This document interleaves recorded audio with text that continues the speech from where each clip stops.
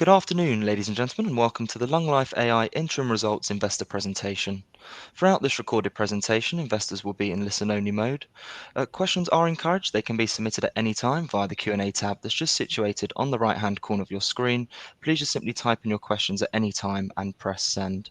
The company may not be in a position to answer every question it receives during the meeting itself. However, the company can review all questions submitted today and will publish those responses where it's appropriate to do so. Before we begin, we would just like to submit the following poll, and as usual, if you'd give that your kind attention, I'm sure the company would be most grateful. And I would now like to hand you over to the executive management team from LungLife AI. Paul, good afternoon, sir. Yeah, thank you very much. Welcome, everybody, and thank you for joining us today. I'm Paul Pagano. I'm the CEO of the company, and I'm joined by David Anderson, the company's CFO. And LungLife is a diagnostics company. We're focused on the early detection of lung cancer from a simple blood draw. For those of you who are familiar with the story, you will recall our exciting progress on LungLB, including the finalization of our successful clinical trial earlier in January. In this update today, we're going to be covering our progress since the beginning of the year, including our efforts on executing our commercial proof of concept.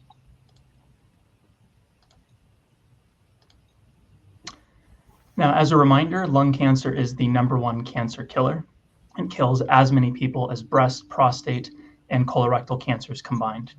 And the reason is that 80% of all lung cancers are diagnosed at late stage.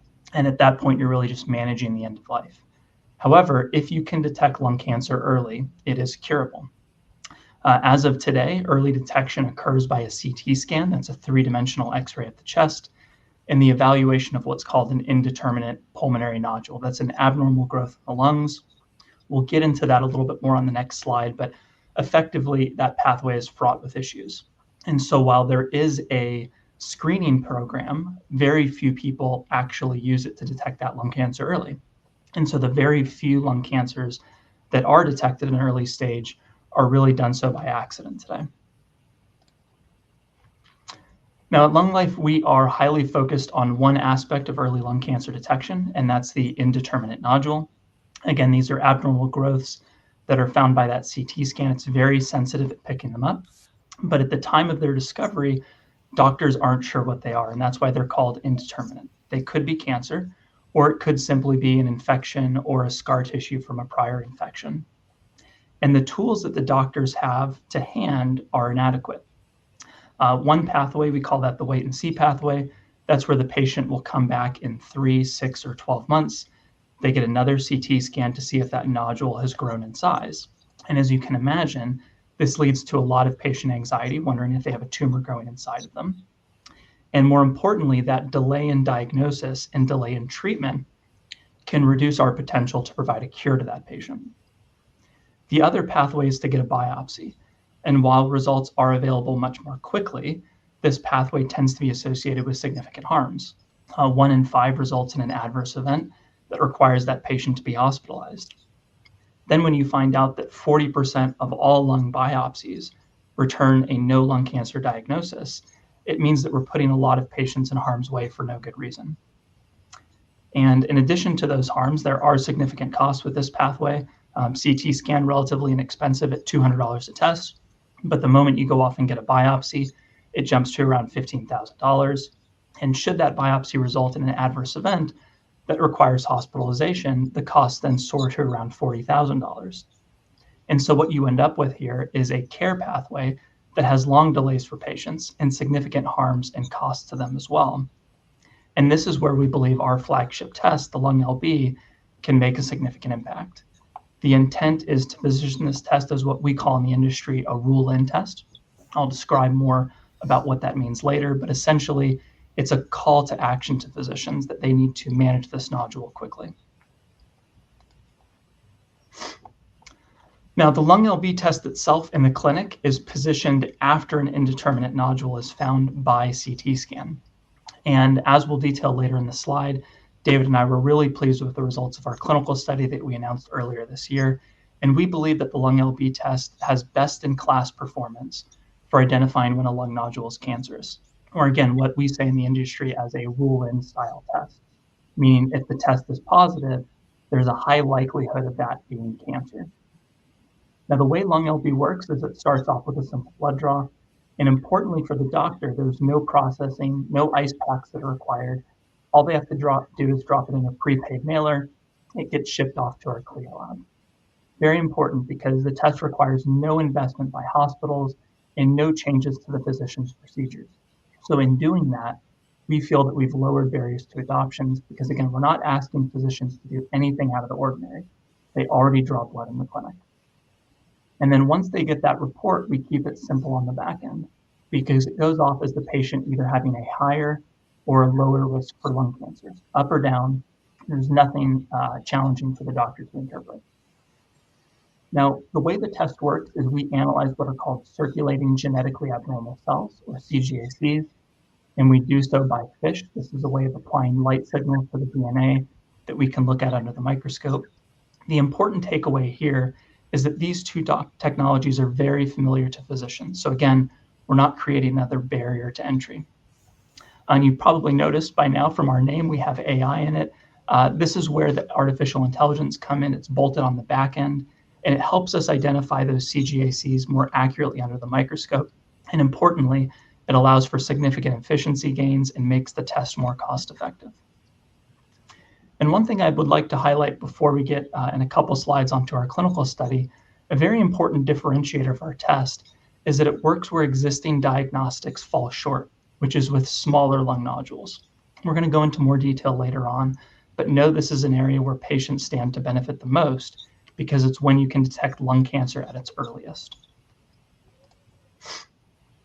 Now, as lung cancer is the top cancer killer, you can imagine there's a significant opportunity for us to make an impact with early detection.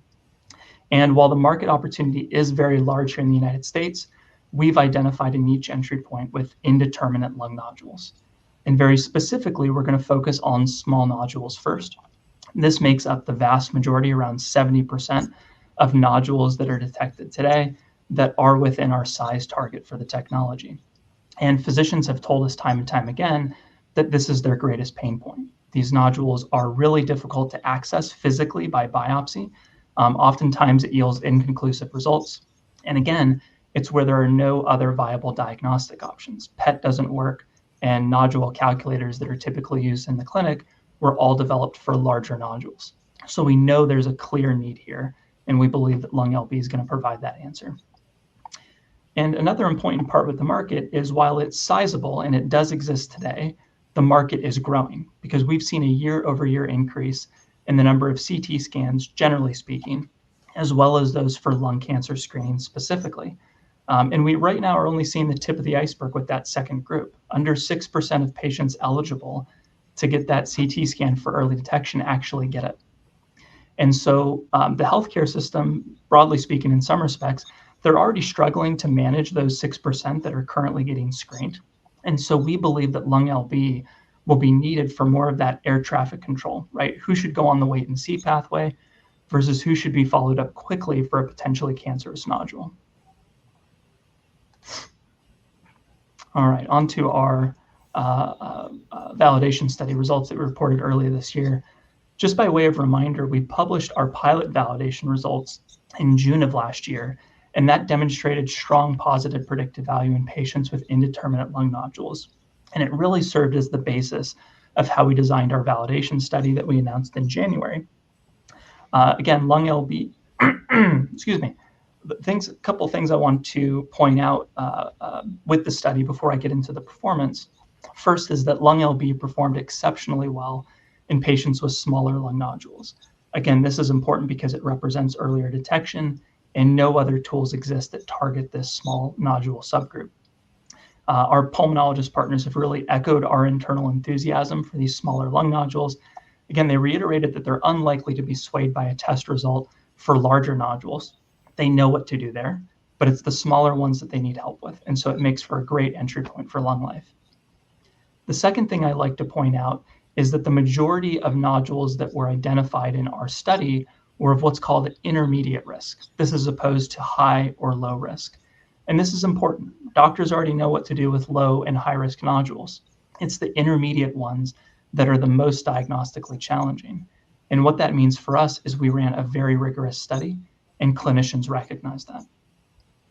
Now, onto the numbers. We've highlighted since day one that positive predictive value is the crucial metric. Again, it helps doctors predict whether an unknown nodule is cancerous. And we were very pleased with the PPV of 80% because we compare that to a standard of care currently of around 60%. By way of reminder, 40% of all biopsies for lung cancer return a no lung cancer diagnosis. And so we have this schematic to help people understand and really visualize what that PPV means. So current standard of care out of these 100 people that the physician believes to be cancerous or to have a cancerous nodule, that's why they're sending them off to get a biopsy. 40% of those biopsies will be unnecessary because they won't be lung cancer. And 8 of those biopsies, those people, are going to end up having an adverse event. Now remember, that's $40,000 per person. Now, in a hypothetical scenario where LungLB is used, anytime the test is positive, 80% of the time it's correct.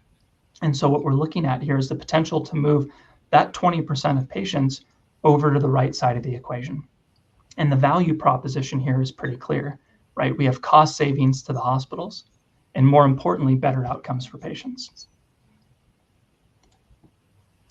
Now, the successful completion of our clinical validation study provides obviously value for the company in more ways than just the test validation itself. Through that process, we've created a very strong and very distinctive biorepository because we're the only company that we're aware of that uses blood cells in the diagnostic test.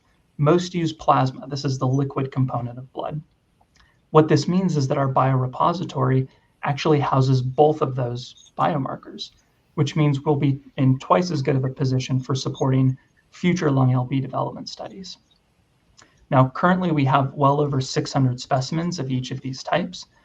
Importantly, they're annotated with both clinical information as well as CT scan data. And of course, you've heard in the past with our EDRN collaboration with UCLA and Boston University, we continue to collect samples under that collaboration, and so our biorepository is growing at a very rapid pace. Now, on top of that, we also have access to de-identified patient data from Mount Sinai. This is a leading healthcare institution in the United States. And what that means for LungLife is that we have hundreds of thousands of records as it relates to lung cancer, including CT scan data and PET scan data.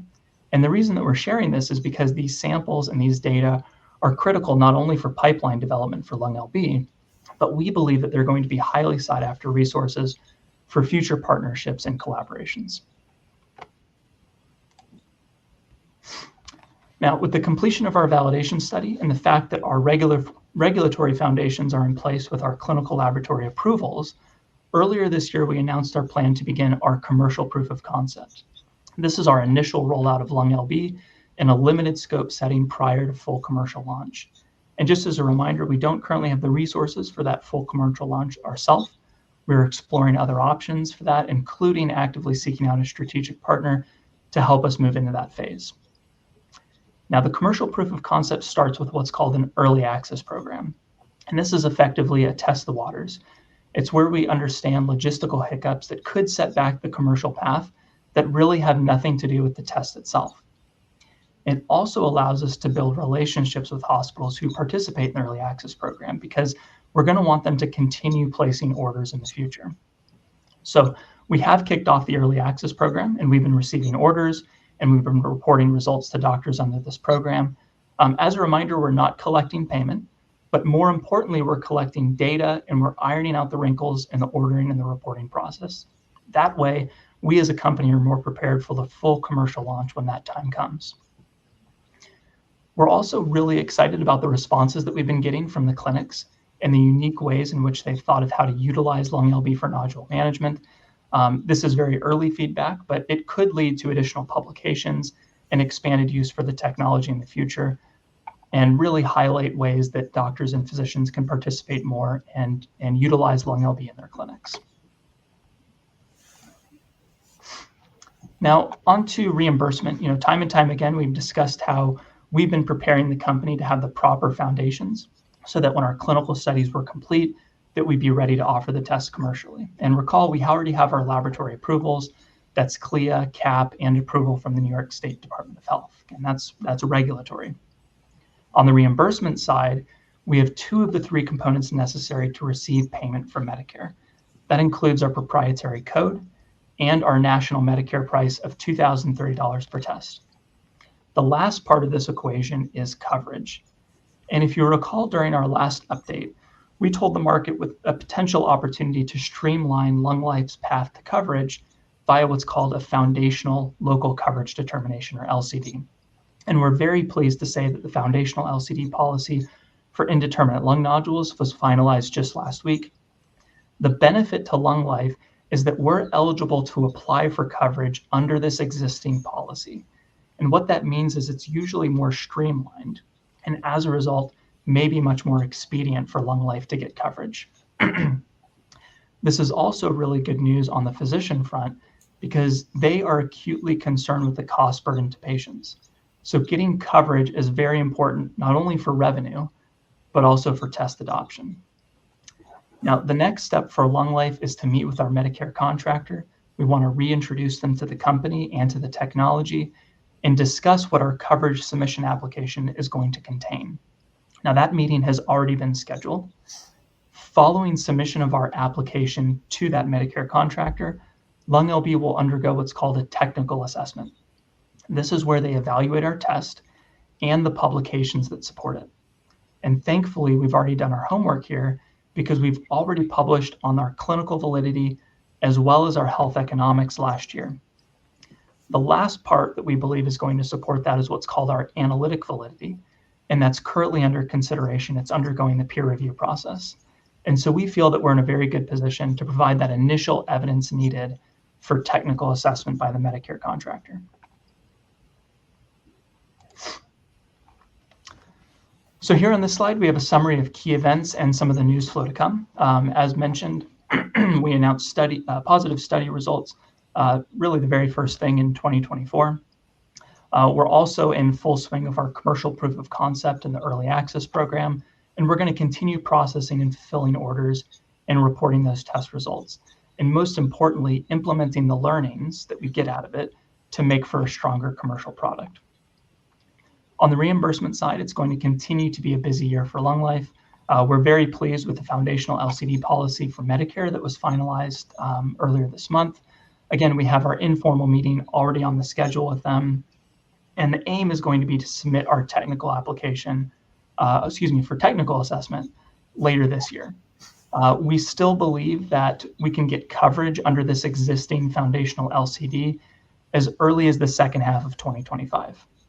And then, of course, any additional data that we or other test manufacturers collect during that time frame could be used to expand coverage under that foundational policy. So the information that we're collecting from physicians under the early access program can also help boost our coverage opportunities. Now, this coverage pathway is going to set up LungLife to reach mature revenues. As I mentioned earlier, we brought in an advisor to help us identify a strategic partner. The reason is because we believe this is going to be a good path to help us get to more meaningful revenues. Now, not on this slide, but things that are going to help us with coverage is going to be publications. We've submitted 2 abstracts to the Association of Molecular Pathology, as well as our analytical validation for peer review, and we'll update the market in due course as we learn more about both of those. In addition to helping with coverage decisions, they of course also help raise awareness and serve as marketing materials for the technology. And so with that, I will hand it over to David for a financial update. Thank you, Paul. Good afternoon, everybody, or good morning to any of you joining us from the West Coast. So we started the period with 2.7 million in the bank. Then we did a raise in March, which netted a net amount of 1.8 million. Our cash outflow from operations was 1.9 million, so we ended the period with 2.6 million in the bank. Our monthly average burn in this 6-month period was just over 320,000, down from 450,000 for the comparable period in 2023. So and that burn has come down further. So based on our current burn and where we start in terms of cash, we are projecting cash runway through into Q2 of 2025. In terms of our EBITDA was just over 7 million, 1.7 million. 1.7 million. We have continued to be disciplined in terms of our cost control, and the biggest aspect of that was headcount. And following the raise in March, we had to take some unfortunate action in terms of reducing our headcount. So we started the year with 15 people in the business. We're currently a team of 8. But we were already going to be pivoting from moving from the clinical trial through to the commercialization of the test. And then just a reminder that we continue to hold on the balance sheet the license that we have with Mount Sinai, which Paul referenced earlier. That isn't being amortized, it's not being used, but it's still there on the balance sheet. Thank you. Back to you, Paul. Thank you, David. So just to reiterate and summarize, we have a test that works in the #1 cancer killer, and it works in an area that really doesn't have good viable options, but with the greatest benefit to patients, and that's small indeterminate lung nodules. That's a key differentiator for us. Now what we need to do is get clinicians using it and getting them talking about it, and that's where our early access program and our publications are going to come in. From a regulatory perspective, the test is supported, and we have the final step for reimbursement support in our crosshairs, and that's coverage. And we believe that we're primed to benefit from that foundational LCD that was just published. We have a pathway to recognize these initial revenues, and importantly, we're laying the foundation to reach mature revenues in the future, again, with what we believe to be the help of a strategic partner. And with that, that's the main part of our presentation. So thank you very much. And I believe we can move to some questions that were submitted. Perfect, Paul, David, absolutely, and thank you very much indeed for your presentation this afternoon. Ladies and gentlemen, please do continue to submit your questions just by using the Q&A tab that's situated on the right-hand corner of your screen. But just while the company takes a few moments to review those questions that were submitted already, I would just like to remind you that a recording of this presentation, along with a copy of the slides and the published Q&A, can all be accessed via your investor dashboard. David, Paul, as you can see there on the right-hand side, we have received a number of questions from investors. And thank you to all of those on the call for taking the time to submit their questions. But Paul, David, at this point, if I may just hand back to you just to read out those questions and give your responses where it's appropriate to do so, and then I'll pick up from you at the end. Thank you. That sounds great. Thank you. So what I've noticed is there have been a few questions around our listing and around the AIM market. And I think it's probably best to address all of these together. The AIM was the right market for us to list on at the time of IPO for the company's size, our stage development, and really our pre-revenue status. What we've noticed is that the environment in the UK for small caps is really very different now than when we first listed. Fund managers have seen huge outflows, which really has drastically reduced their risk appetite, especially for smaller, earlier stage and perhaps less liquid stocks. And generally, there appears to be a larger emphasis on revenues than on reporting achieved milestones compared to when we first listed. And that, I think, does create unique challenges for companies like LungLife and others who are pre-revenue. Another question, in previous presentations, you said LungLife had the equipment and staff to do 10 million of revenue per year.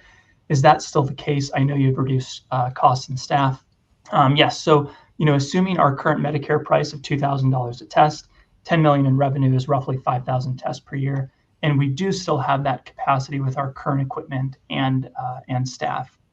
That said, what we do not have at this present time is the sales force to generate those levels of orders. As a reminder, expanding capacity for us is very straightforward. You add another microscope, it gets another 2,000 tests per year. And we are, of course, prepared to undergo that exercise very expeditiously, but only to meet demand. We're not going to do it in anticipation of that demand. There are also, of course, opportunities to automate many of the laboratory processes that we do here. That'll help with efficiency. Some of those instruments we've already evaluated, and we can incorporate those at the right time. Was the recent LCD coverage update and the company's presentation at the EDRN meeting connected, or can we expect further updates from the EDRN? So the LCD and the EDRN are not directly connected. The LCD that was produced on behalf of Medicare, that's our large government payer in the US by one of the Medicare contractors. And then the EDRN is actually facilitated by a different agency, and that's the National Cancer Institute. We are, of course, excited about both. The LCD, as a reminder, gives us a pathway to apply for coverage that could be more streamlined and more expedient. The EDRN, on the other hand, has provided us a really unique forum to present LungLB studies and discuss patient testing with physicians. And it's been a source of clinical samples that can be used as an external validation of the technology. This is important because physicians tend to hold higher esteem for external validations, and we believe that could help facilitate adoption of the test. Now, we were invited to present at the EDRN conference earlier this year. Our talk was very well received. We continue to collect samples from the EDRN, and actually our collaborators at UCLA and Boston University are in the process of adding more collection sites. So that should help us see a ramp up in the number of samples that we can process here, add to the external validation, as well as help fill our biorepository. Can you tell us if the company has any intention to make early detection tests for other cancers or medical conditions? Yeah, it's an excellent question. So lung cancer is the top killer, and by a very significant margin because of poor early detection. And that's really the major reason why we focused on it first. But there are other cancers that are much less common, thankfully, but also suffer from poor early detection. For example, ovarian cancer, liver cancer, pancreatic cancer. Now, we have a very small set of preliminary data that suggests that our test biomarker, the CGACs that we talked about earlier, that they're found in patients with these other cancer types. And what this means is that we do have the potential to make early detection tests for multiple cancers. But to reiterate, that isn't our current focus. We want to make sure that we are ready for full commercial launch and really addressing the early detection of lung cancer as a priority. One thing that we've mentioned too is that strategic partnership is being sought out to help us with commercialization of LungLB. It could very well be that that potential strategic partner is also interested in a co-development deal in order to have additional tests come out for early lung cancer detection. So we are planning for such a case. Another question, another company I'm invested in is saving invoices until they secure Medicare coverage when they will submit them for payment. Is LungLife saving invoices for payment when coverage starts? Yes, so this is a similar path for LungLife. Basically, the process is once you submit your application and it's considered complete by the Medicare contractor, they request that you don't submit any additional invoices, or what we call claims, during the technical assessment process. And then when coverage is granted, they back pay those claims. So next we have how many hospitals are using our test? Is it more than the ones that were involved in the validation study? So far we haven't disclosed the exact number. Our primary focus remains on the sites we have existing relationships with. But what I'd like to highlight is that the early access program is doing what we intended it to do, which is provide the company an opportunity to not only complete orders and provide test results to physicians, but to incorporate new practices for ordering that are going to make the process more efficient for those doctors and for those patients. All right, next we have, is LungLife in discussions with other companies about partnerships? Is there competition between companies for the LungLB test? Hopefully we've addressed this during the presentation and a little bit earlier in the Q&A. As we've said, we've been actively engaged in identifying, importantly, a suitably aligned strategic partner to help us get out the LungLB test more broadly. Okay.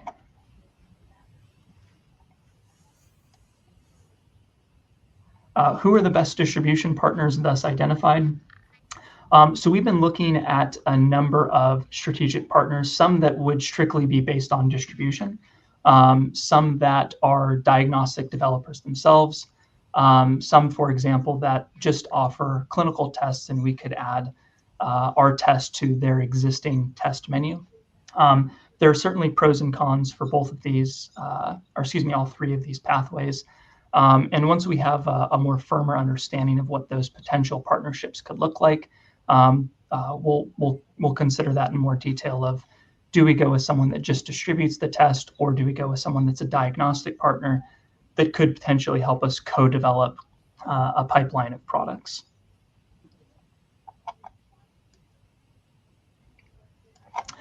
Next question, you are targeting smaller hospital centers. How effective do you think this strategy will be in gaining market share? What additional steps could LungLife take to accelerate market penetration? Both large and smaller hospital centers are ones that we've worked with in the past and that we're involving in our early access program. I think there are unique needs at both of those types of institutions. So larger academic centers tend to have the expertise in the equipment, but they're also where the most challenging cases are sent. Whereas with the smaller hospitals, they may be dealing with slightly less challenging cases, but they have a significantly larger volume.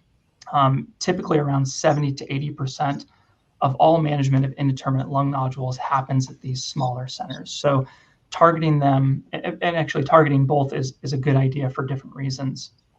In terms of additional steps that we could take, we feel that this is really where that strategic partner comes in, because they're going to understand and have the resources to market and sell this test more effectively than we can. So that's one of the options that we're looking at to more broadly accelerate getting this technology out to people who need it. And then looks like the last question, how many samples can be sampled with your existing staff and facilities? So again, with our existing staff and our equipment, our microscopes, we can do up to 5,000 tests per year. It's relatively straightforward to scaling that. You just get an additional microscope and you can add 2,000 tests. The processes themselves are fairly straightforward, but they're run in a manual setting. But we have identified automation equipment that we can purchase and bring in at the right time when demand calls for it to help us scale up. Paul, Dave, if I may just jump back in there, thank you very much indeed for addressing all of those questions that came in from investors this afternoon. And of course, if there are any further questions that do come through, we'll make these available to you immediately after the presentation has ended, just for you to review, to then add any additional responses, of course, where it's appropriate to do so. And we'll publish all those responses out on the platform.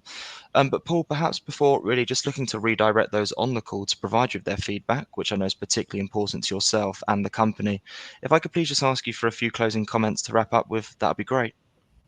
Yeah, thank you. And thanks everybody for listening in and for your insightful questions. We're very delighted to be at a stage where we can offer the LungLB test to patients with indeterminate lung nodules, even in the limited scope setting of the early access program. And we remain very optimistic that with the help of a strategic partner, we can move this into a full commercial launch and thus make the LungLB test more broadly available to the people who need it most.